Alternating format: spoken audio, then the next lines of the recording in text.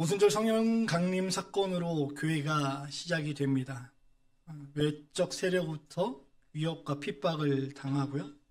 내적으로는 갈등 등 내홍을 겪게 됩니다. 그럼에도 교회는 계속해서 부흥하고 성장을 하죠. 교회가 부흥하고 성장할 수 있었던 이유는 인간이 무언가를 잘했기 때문이 아니라 성령께서 역사하셨기 때문입니다. 그것을 사도행전은 기록하고 있고, 그 성령의 역사하심 가운데 복음이 확장되는 것을 기록한 것이 바로 사도행전이죠. 사도행전 1장 8절에 보면 성령이 너희에게 임하시면 너희가 권능을 받고 예루살렘과 온 유대와 사마리아와 땅끝까지 이르러 내 증인이 되리라고 하셨는데, 그 복음이 확장되는 모습이 그 제자들을 통해서 드러나고 또 교회가 건강하게 세워져 가는 모습을 함께 기록하고 있습니다. 요즘 이 말씀을 우리는 새벽 기도 시간에 함께 나누고 있고, 또 말씀 묵상을 홈페이지에 올려서 함께 나누고 있는데요. 오늘 본문 배경이 되는 고린도서의 고린도 지역은 사도 바울이 복음을 전할 때 2차 선교 여행 시 약 1년 6개월 정도 머물렀던 곳입니다. 이 시기에 브리스길라와 아굴라와 같은 동역자를 만나서 그 고린도에서 사역을 시작하게 됐는데, 바울이 고린도에서 1년 6개월을 머물렀다라고 하는 그것은 그만큼 그 지역에 애정이 많다라는 것을 대변하는 의미가 될 수 있습니다. 물론 이제 지리적인 어떤 여건이나 생활적인 부분들 때문에 1년 6개월 정도 머물렀다라고 볼 수도 있겠지만, 어떤 교회들 같은 경우는 한 사나흘만 머물고 교회를 세우고 다음 지도자를 세우고 다른 지역으로 이동하고 또 이동하고, 그래서 보면 사도 바울이 한 지역에서 지그시 오랫동안 머물렀던 지역이 크게 몇 군데 되지 않는데, 그 가운데 하나가 바로 고린도 지역이라는 거예요. 근데 그래서 그런지, 그리고 또 고린도서에 기록된 그 하나님의 말씀을 보면 우리가 알고 있는 좋은 말씀들이 굉장히 많아요. 성찬에 대한 이야기, 또 예수 그리스도의 십자가에 대한 이야기, 몸의 지체에 대한 이야기, 오늘 주제인 설교 주제인 교회라고 하는, 나는 교회입니다, 주님의 몸된 지체에 대한 이야기, 거룩의 회복성에 대한 이야기, 그런 부분 이야기들이 굉장히 많이 있다 보니까 그 부분으로만 이 고린도서를 접하게 되었을 때 우리는 고린도 교회가 굉장히 건강한 교회였나 보다라고 추론하곤 합니다. 그래서인지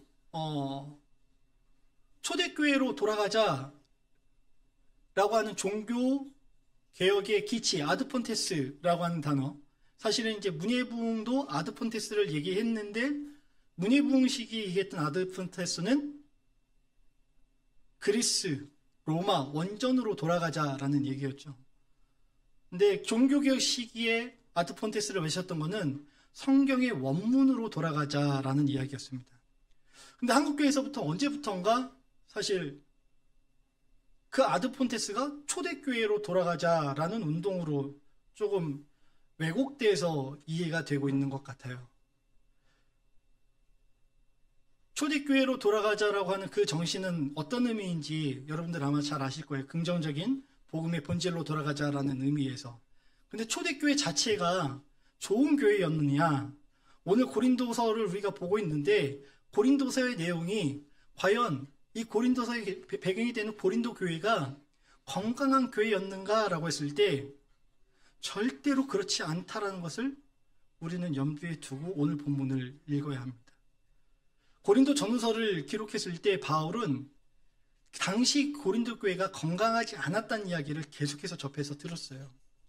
1년 6개월 동안 머물렀기 때문에 많은 사랑을 베풀고 많은 애정을 쏟았는데, 이 교회가 복음에서 변질되고 우상의 문제를 섬기고 음행을 하고 교회 내란을 일으키고 내적 갈등을 갖고 여러 가지 문제를 일으킨다는 거예요. 그 얘기를 자꾸 듣다 보니까, 야, 너희들 그러면 안 된다라고 하면서 편지를 이미 고린도 전후서 이전에 몇 차례, 최소한 2차례 이상 주고받았다고 하는 것이 고린도서의 내용에 보면 드러나거든요. 2장과 5장과 9장에 보면 그런 내용들이 바울이 기록을 하고 있어요. 이미 편지로 서신을 보냈는데 너네들이 잘하겠다고 대답도 했는데 어떻게 해서 이렇게 하고 있니? 라고 하는 그런 내용들을 이야기하고 있는 걸 볼 수 있거든요. 그러니까 만약에 우리가 초대교회로 돌아가자라고 하는 복음의 아드폰테스 그 부분에 있어서 왜곡을 한다라고 하면은 그때는 이상적인 교회로 돌아가자라는 의미인데 만약에 고린도 교회로 돌아가게 되면요 이상한 교회가 됩니다. 이상적인 교회가 아니라 이상한 교회가 돼버려요. 그러니까 본문을 우리가 성경을 읽을 때 성경의 그 배경, 백그라운드를 잘 이해하고 본문을 읽어야 그리고 앞뒤 문맥이 무엇을 이야기하는지 이해를 해야 그 본문이 이야기하는 본질이 무엇인지를 명확하게 알 수 있거든요. 근데 우리는 탁 떼놓고 얘기하는 경우들이 많잖아요. 그래서 본문을 오도하고 왜곡하고 내 마음에 맞는 골라먹기로 만들어 먹는 경우들이 종종 발생하는 것 같습니다. 근데 오늘 그래서 보면 오늘 고린도서가 시작할 때 1장부터 4절까지의 내용에 교회 갈등에 대해서 이야기를 해요. 지도자로 인한 갈등이 있었죠. 근데 이 지도자로 인한 갈등이 사실은 지도자들 자체가 교회를 갈라치게 하려고 그랬던 건 아니었던 것 같아요.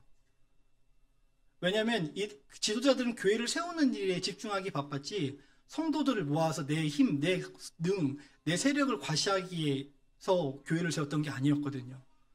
근데 아마 교인들이, 성도들이 좋아하는 지도자들이 있었던 것 같습니다.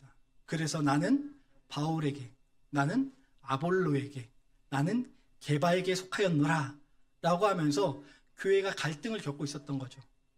이 갈등을 겪는데 여러분 우리 사실 그렇잖아요. 우리가 지금 부교육자가 저 하나밖에 없으니까 부교육자로 인해서 갈라치게 되는 일은 없거든요. 근데 교회 규모가 어느 정도 좀 크고 제가 예전에 있었던 교회들 중에는 뭐 보면은 뭐 이제 5명이 있었던 교회도 있고 한 15명 있었던 교회도 있고 한 40명 가까이 있었던 교회도 있고 이렇게 있는데 이 교회들 보면은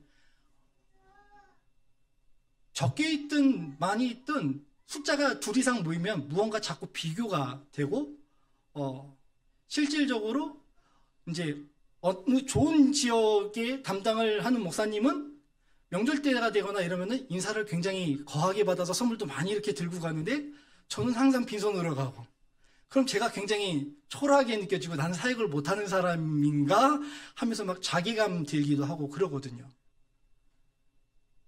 교인들이 당시 그렇게 만든 거예요. 근데 그러면은 그 중에 야 이걸 바로잡아야 돼. 우리가 하나님 말씀 앞에서 교회 됐으니까 나눠지면 안 되고 다 영적 지도자니까 영적 지도자 중심으로 우리가 교회를 잘 건강하게 세워가자라고 이야기하면 얼마나 좋습니까? 나는 근데 사람 믿지 않아. 너무 긍정적이에요. 하나님만 믿어야지 얼마나 좋아요.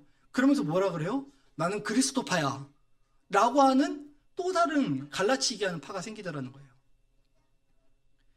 그런데 이 교회의 어떤 그 갈라치기 하는 것들을 사도 바울이 원했겠냐는 거예요. 그렇지 않았겠죠. 제가 아까 전에 그 선물 이런 거 가져간다 그런 얘기 했잖아요.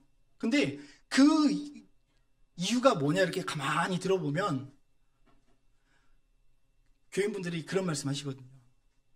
이렇게 부교육자들도 돌아가면서 설교를 한 번씩 이렇게 하잖아요. 우리 교회도 이제 제가 한 번씩 설교 하잖아요. 설교 끝나고 나면 그런 말씀 하세요. 목사님 설교 너무 좋아요. 감사합니다. 은혜 받았어요. 감사하죠. 그런데 또 다른 말이 있죠. 2사람, 3사람 이상 있는 교회 가면 목사님 저는 어느 목사님 설교가 너무 좋아요. 목사님 저는 어느 목사님 설교가 너무 좋아요. 어느 목사님의 스타일이 자기하고 맞는 거죠. 똑같은 말씀인데 어떤 스타일은 잘 들리고 어떤 스타일은 잘 안 들리고 하는 거예요. 사람이 모이는 데기 때문에 어쩔 수 없이 내가 좋아하는 성향의 사람들을 더 반가워할 수밖에 없는 게 어쩌면 사람의 심리인지 모르겠죠. 우리 교회도 이제 앞으로 지금처럼 계속 이렇게 부흥이 되면 2사람, 3사람 하면서 이제 점점 부교육자들도 아마 늘어날 건데 부교육자가 점점 늘어나면 우리 가운데서 우리 교회 가운데도 그런 마음이 생길 수 있다라는 거예요. 그런데 여러분 내가 봤을 때 저 목사가 설교를 못하는 것 같고 저 목사님이 좀 부족한 것 같고 그러면 저 목사님 목사 자격이 없는 것 같아. 그러라고 우리를 교회로 부르신 게 아니고요. 그 목사님을 위해서 여러분께서 기도해 주시고 더 잘 섬겨 주시라고 하나님께서 우리를 교회로 부르신 줄로 압니다. 목사도 사람인지라, 부교육자들도 사람인지라 실수하고요. 잘못할 때도 있어요. 그런데 그 잘못할 때 그 잘못을 지적받으면 성장을 잘 못하더라고요. 근데 그 잘못을 사랑으로 감싸움 받고 그 사랑을 받는다는 걸 확인을 할 때 복음의 본질에 사로잡혀 있는 목사님은 설교라는 것은 어느 순간 되면 하나님께서 또 자연스럽게 실력이 늘게 하시더라고요. 그리고 복음의 본질에 온전히 사로잡혀 있는 목사님들은 나중에 보면 하나님께서 그 그릇에 맞게끔 또 좋은 곳으로 또 옮기셔서 하나님께서 귀하게 사용하시는 모습을 봤습니다. 앞으로 우리 교회가 부흥이 되어서 더 많은 부교육자들을 모시게 된다라고 하면 그런 일이 발생했을 때 갈라치게 하지 마시고 그 목사님들을 위해서, 그 부교육자들을 위해서 더욱 기도하고 함께 더 사랑으로 섬겨주시길 부탁드리겠습니다. 부교육자들은 성도들의 사랑을 먹고 자라요. 여러분들의 우리의 자녀가 부모의 사랑을 먹고 자라는 것처럼 부교육자들은 성도의 사랑을 먹고 자랍니다. 그러니까 앞으로 우리 교회가 더 부흥해서 더 많은 부교육자들이 등장하면 갈라치게 하지 마시고 꼭 함께 사랑하는 마음으로 섬겨주시길 부탁드리겠습니다. 다음으로 5장에 보면은 음행에 대한 문제가 나오는데요. 음행에 대한 이 문제에 대해서 구체적으로 뭐라고 얘기를 하냐면 아버지의 아내를 범했다라는 어떤 그런 이야기를 해요. 그 정도로 성적으로 문란했다라고 하는 거죠. 당시의 인사 중에, 격언 중에 당신 참 고린도인 같으세요 라고 하면은 욕이었다고 합니다. 성적으로 문란한 사람을 표현할 때 당신 참 고린도 사람 같네 라고 했다는 거예요. 얼마나 문란했는지. 근데 그 일이 교회 내에서 한두 번 있었던 실수가 아니라 여러 차례에 걸쳐서 있었고 바울의 그 보낸 편지의 원문의 내용을 보면 여전히 그런 일들이 진행되고 있었다는 거예요. 한번 생각해 보세요. 1년 6개월 동안 열심히 가르치고 알리고 세우고 그 이후에도 계속 편지를 교환하면서 이야기를 했는데 이 사람들이 복음에 바로 서지 않고 자꾸 어긋나는 거예요. 그때 바울의 심정이 어땠겠냐는 거죠. 여기서 그치지 않죠. 6장, 7장 막 계속해서 넘어가는데 6장에서 막 세상 송사하고 7장에서는 뭐 결혼 문제, 8장에서는 뭐 우상에게 드린 재물을 먹어야 되느냐 말아야 되느냐. 지금 우리야 뭐 마트에 가서 쉽게 그 고기를 구하지만 당시 고기를 구한다라고 하는 것은 당시 시장에서 유통되던 고기들은 신전에서 제사된 이방신에게 드려진 그런 고기들이었거든요. 근데 그 고기를 먹는 것이 옳으냐 그르냐, 먹으면 안 되지 않냐, 이런 사람들이 계속 교회 내 갈등이 일어난 거예요. 믿음으로 담대하게 먹어도 된다라고 가르쳤는데 교인들은 못 먹는 거예요. 이방신들에게 드려진 거 어떻게 먹습니까? 오늘 우리도 그러잖아요. 저 어렸을 때도 그랬거든요. 제사 음식 먹어야 되냐 말아야 되냐. 거기에 대해서 바울은 단호하게 얘기합니다. 죄의식 갖지 말고 먹으라고. 그런데 만약에 내가 그 고기 먹는 것을 그로 인해서 누군가 믿음이 연약한 자가 시험에 든다면 나는 평생 먹지 않겠노라. 여러분 믿음 좋으신 분들이요, 부탁드릴게요. 나 믿음 좋으니까, 난 담대하니까 모든 걸 다 해도 괜찮아. 예, 좋습니다. 그런데요, 나의 그 믿음의 담대함이 누군가 우리 교회의 다른 지체를 시험 들게 하는 원인이 된다면 믿음의 선배로서, 믿음의 앞선자로서 절제할 줄 알아야 합니다. 그것이 교회를 세우는 방법이고 그것이 오늘 말씀을 통해서 우리들에게 주시는 교훈이에요. 그런데 나 잘났다고, 나 티해야겠다고, 내가 해야겠다고, 모든 것이 이거 유익한데, 교회를 위해서 유익한 건데 우리가 열심히 일하다 보면 그럴 수 있거든요. 오늘 본문의 내용과 관련해서 그런 생각이 드는 거예요. 바울이 얼마나 속상했을까. 이 소중한 지체들이 교회 곳곳에서 하나하나 소중하게 자신의 일들을 감당하고 있는데 자신이 감당하는 그 일에 대해서 자부심 갖는 건 좋은데, 하나님께서 맡겨주셨으니까 감사합니다 하는 건 좋은데 갈라치기 하고 비난하고 욕하고, 교회가 건강하게 성장해야 되는데 건강하게 성장한 줄 알았더니 그 성도들이 서로를 비방하게 앞선다고 하니 바울의 마음이 얼마나 아팠겠냐고요. 그러면서 성령의 역사를, 성령의 은사를 이야기해요, 교인들이. 11장 전반부에서 성령의 은사에 대해서 이야기하고 12장에서 성령의 역사에 대해서 이야기하면서 뭐라고 해요? 교회에 우리가 이런 존재가 될 수 있는 이런 일들을 할 수 있는 게 은사 때문에 가능하다라고 하면서 자신의 은사를 막 자랑하는 거예요. 나는 이런 은사가 있는데 너는 이런 은사 없지? 1980년대에 한국교회에 참 많은 90년대 초반까지 정도 했을까요? 제 기억으로는 90년대는 별로 없었던 것 같고요. 80년대까지는 한국교회에 기적이 많이 있었던 것 같아요. 그래서 이제 어떤 목사님은 대한민국에 의료보험이 적용되기 전까지 기적이 많이 일어나고 의료보험에는 병원 가라고 기적이 안 일어난다고 이렇게 해석하시는 목사님들도 계셨는데 실제로 진짜 안수하면은 병이 낫는 경우도 있었어요. 그래서 어떤 영화 할렐루야라고 하는 영화 혹시 기억하세요? 거기 보면은 막 그거를 빙자해가지고 종교를 막 해갖고 막 기도하니까 앉아서 일어나는데 나중에 보니까 이 사람 돈 주고 사가지고 배우 사가지고 일어나게 하는 거. 실제로 교회에서 그렇게 그 신유의 기적이 일어나는 거를 거짓 목자들이 그렇게 하는 경우들도 있었기 때문에 그것을 세상이 조소하는 것도 있었습니다. 근데 뭐 그 정도면 괜찮죠. 그런데 그거는 그 모습이 우리 교회의 모습이라고 한번 생각해 보세요. 거짓말하고 서로 미워하고 서로 갈등하고 우리 교회가 지금은 아직은 규모가 그렇게 크지 않으니까 그런 일이 없는 줄로 아는데 제가 모르는데 혹시 그런 일이 있으면 안 됩니다. 예, 없죠. 근데 교회가 좀 커지다 보면 자기도 모르게 그런 일이 발생해요. 왜냐하면 제가 청소년 사역 할 때인데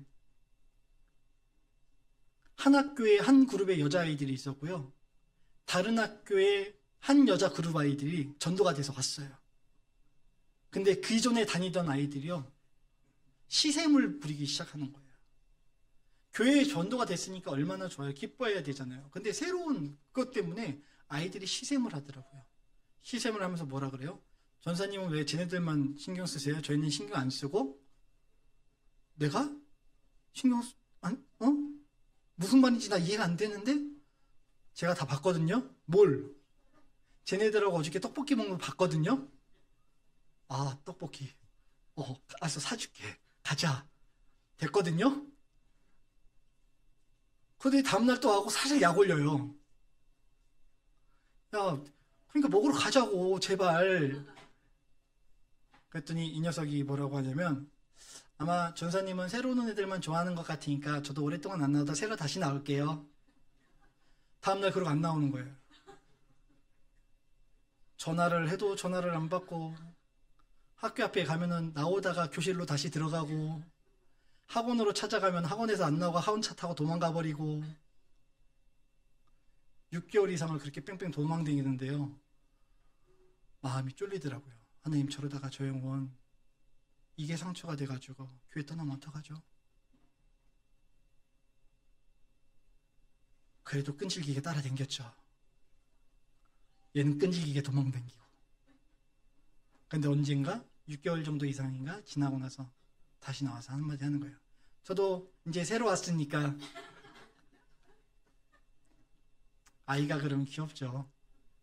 그러면서 아마 믿음도 잘하고 교회 사랑도 배우는 것 같아요. 근데 믿음의 시기가 믿음의 연조가 오래됐는데도 교회가 계속 그런 일이 있다고 한번 생각해 보십시오. 그럼 그 교회가 과연 건강한 교회일까요? 내가 사랑하는 지체가 새로운 나의 사랑하는 또 다른 교회의 일원이 그 자리를 지키고 그 자리를 섬기는데 저거 원래 내 자리인데 왜 네가 섬기니? 아니면 야, 그 자리보다 내가 섬기는 이 자리가 더 좋은 자리야. 예전에 제가 그 고등학교 때 음대를 가겠다고 준비하면서 오전에 말을 안 하던 시기가 있었어요. 예, 그 목소리가 그렇게 좋지는 않았는데 그래도 한번 해보기 때 또 도전해보겠다고 노래 배운다고 막 발성 막 이러면서 배우면서 막 하는데 목을 아껴야 된대요. 그래서 세계적인 성악가들은 뭐 떡볶이도 안 먹고 탄산음료도 안 먹고 목이 자극되는 거 절대 안 먹고 그리고 오전에 목 풀릴 때까지 말도 안 한다고 그래갖고 제가 그거를 흉내 내본 적이 있었습니다. 흉내를 내는데요. 선생님이 불러요. 22번 22번. 안 왔어? 왜 대답 안 해?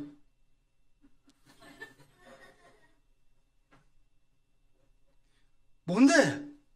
주변에서 아이들이 그래요. 제 고르반이에요.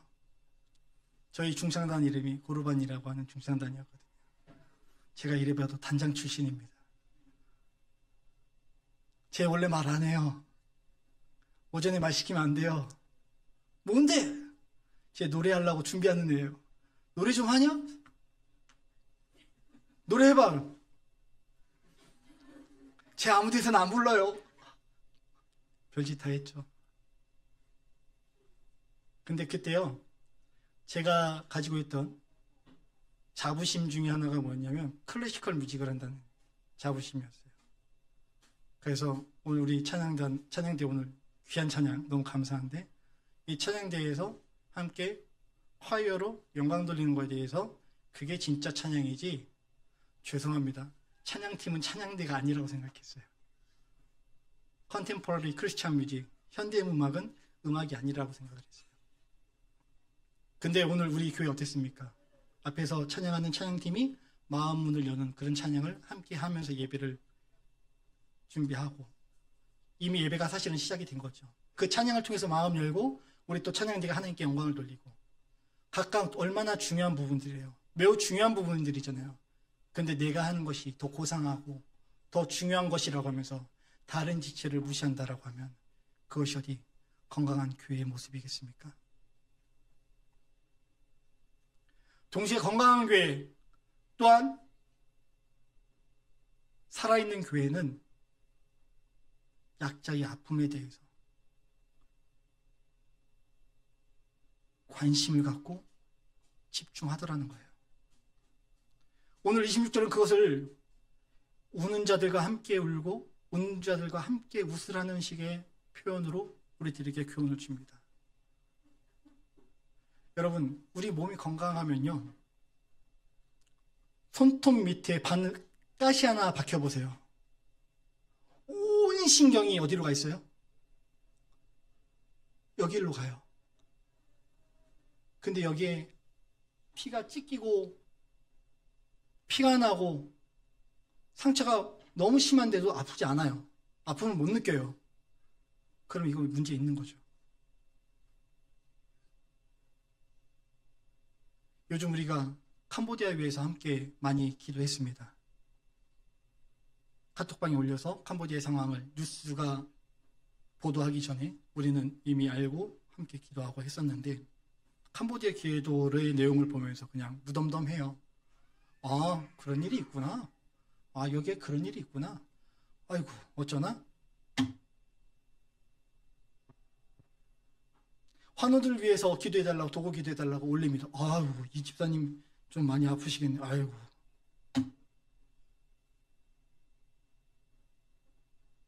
바울이 오늘 이런 우리들의 모습을 그러지 말라고 하는 거예요. 여러분, 뒤집어서 생각해 보자고요. 내가 아프고 내가 위협에 처했는데 그래서 기도해달라고 교회 카톡방에 올렸는데 아무도 관심 갖지 않아요. 아무도 기도 안 해요. 그럼 여러분, 그게 교회입니까? 그게 교회의 기능을 온전히 수행하고 있는 건가요? 일본에 가 있는 우리 지지들이 안전하게 돌아올 때까지 사실 우리는 계속해서 기도하고 긴장줄을 놓지 말아야 돼요. 어차피 뭐 우리 애들 간 것도 아닌데. 비난보다 더 무서운 건요, 무관심입니다. 교회가 건강하게 세워지려면 내가 교회라는 사실을 알아야 돼요. 그리고 쟤도 교회라는 사실을 알고 저 사람도 교회라는 사실을 알고 이 각각의 지체들이 함께 이루어서 교회를 이룬다는 그 사실을 우리가 또 명심해야 하겠습니다. 성경이 이야기하는 교회는 사실 크게 두 가지가 있습니다. 겉으로 보이는 건물 교회, 유형의 교회라고 하죠. 예배와 예전의식이 행해지는 곳. 그리고 두 번째, 비가식적인 교회. 그 비가식적 교회는 저와 여러분과 같은 눈에 보이지 않는 영혼의 교회를, 영혼의 공동체를 교회라고 또 부릅니다. 그러므로 우리는 걸어다니는 로고스 교회입니다. 왜요? 우리가 모여서 로고스 교회를 이루니까. 이 건물 예배당이 교회가 아니라 여기는 예배당이고요.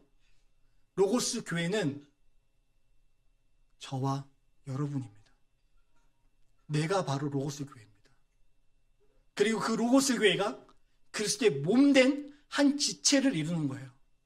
근데 그 그리스도의 몸된 지체가 서로 싸우고 비난하고 힐난하고 무관심하다라고 하면, 그러면 그것을 그렇게 하면 안 된다라고 가르쳤던 영적 지도자였던 바울의 심정 어떻겠냐는 거예요. 아이를 4명 키우다 보니까 별의별 일이 다 있어요. 그래도 잘 키워보려고 노력한다고 하는데도 자기들 가운데 일어나는 그 갈등을 해결할 길이 없더라고요. 부모의 심정은 어떻습니까? 한 뿌리에 났다는 것에 대해서 기억하기 바라는 게 부모의 심정이잖아요. 근데 어느 날 1호와 2호가 싸우더니 2호와 3호가 싸우고 3호와 4호가 싸우더니 어느 날 중간 1호와 4호도 싸우기 시작하던 거예요. 얘네들이 돌아가면서 하루에 한 번씩만 싸워도 5번입니다. 잘 넘어가서 하루에 한 번씩만 싸우고 매일 싸우면 일주일 내내 싸우는 걸 전 봐야 돼요. 여러분 한번 생각해 보세요. 그걸 바라보는 심정이, 아비의 심정이 편하겠냐고요. 여러분들 편하셨어요? 그때 불편하시잖아요. 자식들 싸우는 거 보면 그거 정말 불편하잖아요. 근데 그때 앞을 싹 하고 들어갔는데 쟤네 모습이 나구나. 저거 누가 낳나? 제 모습이죠. 저도 어렸을 때 제 동생이랑 무진장 많이 싸웠거든요. 아버지가 그렇게 호통치시는데 아버지 그 호통치시는 마음이 이해가 안 되는 거예요. 나하고 얘는 다른데 왜 자꾸 하나라 그러지? 쟤는 제 동생이고 전 저예요. 근데 저희 1, 2, 3호들, 4호들이 그래요. 이제 저는 저고 누나는 누나고 언니는 언니고 왜 저를 자꾸 하나라고 그러세요? 하나잖아요. 한 뿌리에서 났잖아요. 제가 저희 자녀들 키우면서 제가 부모님께 얼마나 불효했는지, 불효막심한 인간이었는지 이제 조금 알 것 같아요. 그러면서 돌아봅니다. 제가 교회 생활을 하면서 제 잘난 맛에 제 사역을 잘하겠다라고 하면서 다른 교회의 지체들을 세워주고 함께 보듬고 사랑하기에 앞섰는가? 아니면 오늘 고린도 교회의 모습처럼 비난하고 비방하고 깎아내리기에 집중했는가? 여러분, 오늘 우리 교회는 하나님의 그 사랑을, 교회의 하나됨을 실천하는 그런 교회가 되었으면 좋겠습니다.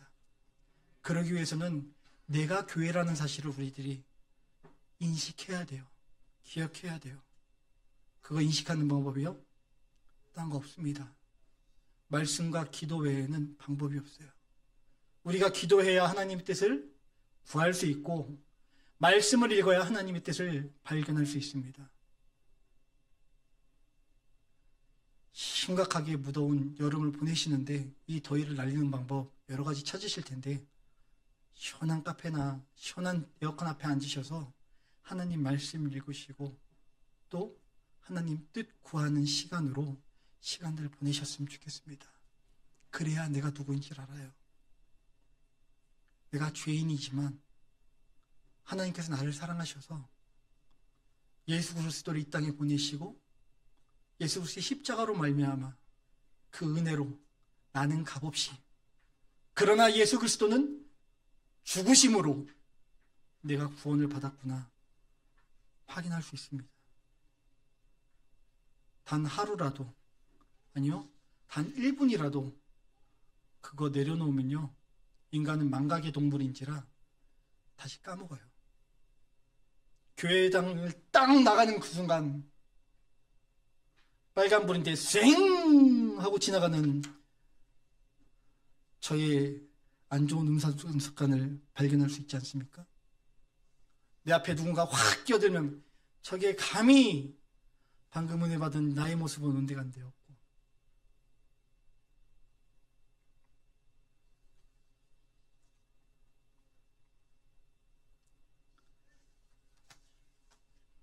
제 말씀을 정리하겠습니다. 우리의 기능과 은사는 각각 다릅니다.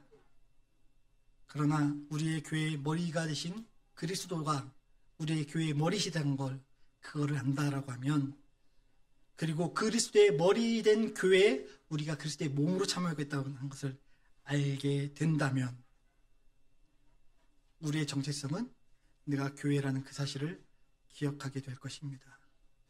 그리고 우리의 정체성은 우리의 은사나 우리의 직분, 우리가 무엇을 하느냐에서 드러나는 것이 아니라, 우리가 교회라는 사실을 명확하게 인지할 때 그 섬김의 자리로 온전히 나아갈 수 있고, 그때 성령께서 일하시기 시작합니다. 사실 성령은 이미 일하고 계세요. 그런데 우리가 마음을 바로 알고 바로 하고 나는 교회라고 하는 그 정체성을 바로 잡을 때 성령께서 일하시는 그 모습이 내 눈에 보이기 시작하고 내 귀에 들리기 시작할 줄로 압니다. 만약 그럼에도 우리가 나의 일이나 나의 기능에 집중한다면, 아이러니하게도 우리는 우리가 교회라는 정체성을 상실하게 되고 말 것입니다.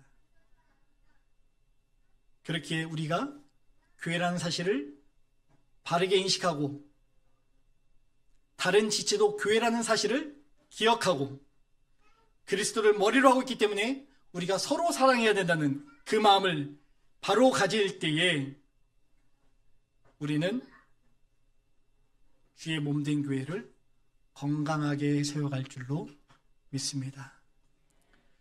무더운 여름 휴가를 보내시면서 주의 몸된 교회를 주의 몸된 교회, 그리고 그 몸된 교회인 나 자신을 사랑하시는, 우리를 사랑하시는 하나님의 사랑을 다시금 확인하며 은혜의 자리로 나아가시는 귀한 시간 되시길 예수님 이름으로 축복합니다. 다 같이 기도하겠습니다.